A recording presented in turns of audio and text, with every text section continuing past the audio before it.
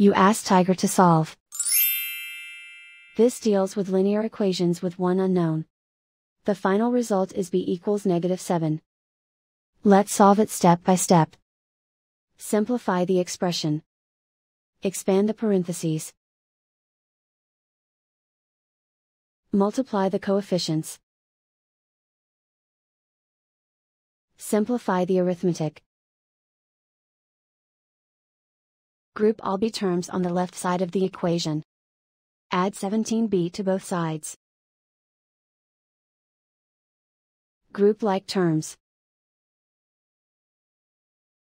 Simplify the arithmetic. Group like terms. Simplify the arithmetic.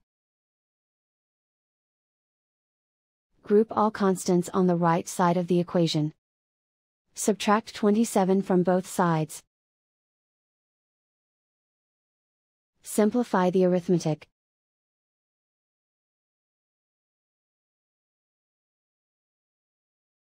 Isolate the b. Divide both sides by 5. Simplify the fraction. Find the greatest common factor of the numerator and denominator. Factor out and cancel the greatest common factor. And so the final result is b equals -7.